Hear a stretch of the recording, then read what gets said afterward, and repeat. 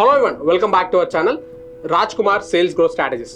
ఈరోజు ఈ వీడియోలో మనం కంప్లీట్గా అసలు సేల్స్ పర్సన్స్ ఎవరైతే ఉంటారో వాళ్ళు సేల్స్లో బాగా వర్క్ చేస్తుంటారు, బట్ వాళ్ళు సేల్స్ అనేది క్రియేట్ చేయలేకపోతుంటారు, సేల్స్ అనేది సేల్ చేయలేకపోతుంటారు, దాని ద్వారా వాళ్ళు రెవెన్యూ అనేది చేయలేకపోతుంటారు. So end of the day ఒక 3 months ఆర్ 5 months అంటే 1 year వర్క్ చేసిన తర్వాత సేల్స్ కెరీర్ మీద బోర్ వచ్చేస్తుంటుంది, తర్వాత వాళ్ళు సేల్స్ కెరీర్ అనేది క్విట్ చేస్తుంటారు. అలా క్విట్ చేయకుండా అండ్ మీ సేల్స్ కెరీర్ లో నెక్స్ట్ లెవెల్కి వెళ్ళాలనుకుంటే మనం ఈ వీడియోలో కొన్ని టిప్స్ అనేది తెలుసుకుందాం రాజ్ కుమార్ గారి దగ్గర నుంచి. సో ఆయన సేల్స్ కెరీర్ లో ఎలా గ్రో అయ్యారు, కొంతమంది ఎవరైతే సేల్స్ కెరీర్ లో వర్క్ చేస్తున్నారో వాళ్ళకి ఎలాంటి టిప్స్ ఇస్తారని. హాయ్ రాజ్ కుమార్ గారు, ఎలా ఉన్నారు? Hi sir. యా సార్, చెప్పండి అసలు సేల్స్ కెరీర్ లో ఎవరైతే గ్రో కావాలనుకుంటారో వాళ్ళు ఫస్ట్ ఇనిషియల్ గా కొన్ని టిప్స్ అయితే పాటించాలి కదా. సో అందులో మీరు ఇనిషియల్ గా వాళ్ళకి ఇచ్చే టిప్స్ ఏమి ఇస్తారు? ఫస్ట్ ఆఫ్ ఆల్ ఈ సేల్స్ అనేది ఒక సైకాలజీ అండి.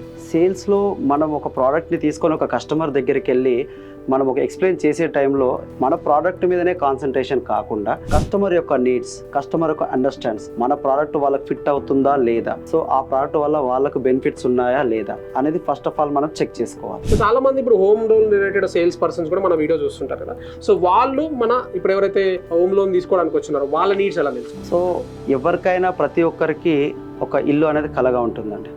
ఆ ఇల్లు కొనాలి అన్నప్పుడు మనము ఒక కస్టమర్కి ఎలా అష్యూరెన్స్ ఇవ్వాలంటే మన ప్రోడక్ట్ నుంచి ఇచ్చే బెనిఫిట్స్ కానివ్వండి, రేట్ ఆఫ్ ఇంట్రెస్ట్ కానివ్వండి, తన ఇన్కమ్ ఎంతైతే ఉంది ఆ ఇన్కమ్ తగ్గట్టు తను చూస్ చేసుకున్న హౌస్కి తను ఈఎంఐ పే చేయగలడా, తర్వాత తనకి బర్డన్ ఎలాగంటే ఇప్పుడు ఈరోజు తను తీసుకొని మళ్ళీ ఒక 6 months తర్వాత తను కానీ అక్కడ ఏదన్నా పేమెంట్ చేయలేక బౌన్సెస్ అయిపోయి తను ఇబ్బంది పడి ఫ్యూచర్లో ఇబ్బంది పడకుండా ఉండేలాగా మనం కస్టమర్ని ఒక వేలో అనేది మనం ఎగ్జాంపుల్గా చెప్పాలి.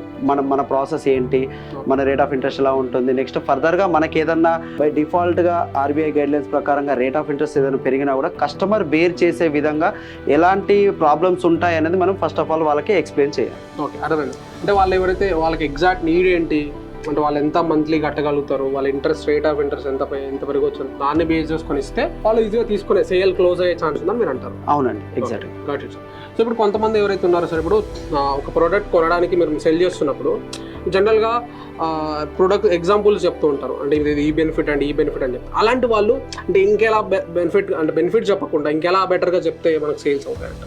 బెనిఫిట్స్ అనేవి కాకుండా అండి, ఇప్పుడు మనం ఒక మాట కస్టమర్కి చెప్పాము అంటే అది ఆ బెనిఫిట్స్ చూసి కాదు, కస్టమర్స్ మన మీద నమ్మకంతో ఒక పర్సన్ ఇంత గట్టిగా చెప్తున్నాడు అంటే ఏదైనా దానివల్ల ఒక మనకి లాభం ఉంటేనే తప్ప దానివల్ల మిగతా ఒక నలుగురికి ఇది ప్రీవియస్గా బెనిఫిట్ అయి ఉంటేనే మనము చెప్పిన దాన్ని వాళ్ళు యాక్సెప్ట్ చేసే విధంగా మనం వాళ్ళకి ఎగ్జాంపుల్స్ ఇవ్వాలి. అంటే అష్యూరెన్స్ అనేది మనం ఖచ్చితంగా ఇవ్వాలి.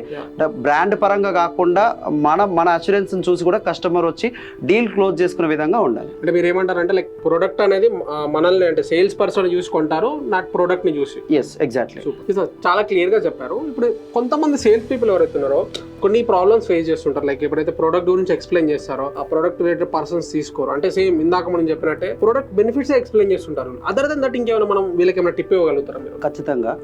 ఏంటంటే ఇప్పుడు ఎగ్జాంపుల్గా నేను ఇంతవరకు చేసిన సేల్స్ కస్టమర్స్లో ఒక ఎగ్జాంపుల్ ఒక ప్రాజెక్ట్ తీసుకుందాం.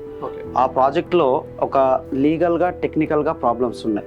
ఆ ప్రాబ్లమ్స్ అన్ని క్లియర్ చేసి కస్టమర్స్కి నేను ఆ లోన్స్ చేశాను. ఇప్పుడు మీకు ఏదన్నా అట్లాంటి ఫర్దర్గా ప్రాబ్లం వచ్చినా కూడా 100% నేను క్లియర్ చెప్పాను. అంటే లైక్ యూఆర్ సేయింగ్ దట్ వాళ్ళ ఏదైతే మనకి ఇప్పుడు మీకు పాస్ట్ ఎక్స్పీరియన్స్ ఉందో, మీరు ఏదైతే సాల్వ్ చేసినారో సేమ్ ప్రాబ్లమ్ తో వచ్చిన పర్సన్ కి ఈ ప్రాబ్లమ్ నేను సాల్వ్ చేశాను, నేను చేయగలుగుతాను అనేది మీరు ఒక స్టోరీ లాగా చెప్పాలంటారు. ఖచ్చితంగా. సూపర్. అంటే లైక్ మీకు ఇప్పుడు ఫర్ సపోజ్ నాకు కూడా అనిపించింది, ఇప్పుడు ఎవరైతే ఉన్నారో ఒక హెల్త్ రిలేటెడ్ ప్రాబ్లమ్ తోటి వచ్చినారు అనుకోండి, సేమ్ ప్రాబ్లమ్ మీరు ఎవరికైనా పాస్ట్ లో సాల్వ్ చేసినట్లయితే హెల్త్ రిలేటెడ్ మీ ప్రోడక్ట్ అనేది, సో ఎవరైతే చూస్తున్నారో మీరు వాళ్ళకి కనెక్ట్ చేయొచ్చు. సో సేమ్ రాజు గారి సేమ్ ప్రాబ్లమ్ తోటి వచ్చారు, వాళ్ళకి సాల్వ్ అయింది, మీకు కూడా సాల్వ్ అయ్యేందుకు మీరు కనెక్ట్ చేయొచ్చు. అంటే any product. Thank you sir. మంచి మన ఎవరైతే ఆడియన్స్ ఉన్నారో సేల్స్ పీపుల్ ఎవరైతే సేల్స్ కెరీర్లో గ్రో కావాలంటారో, ఆల్రెడీ సేల్స్ కెరీర్లో స్ట్రగుల్ అవుతున్నారో, మీ ఎక్స్పీరియన్స్ తోటి వాళ్ళకి మంచి ఇన్పుట్స్ అనేది ఇచ్చారు. So thank you so much.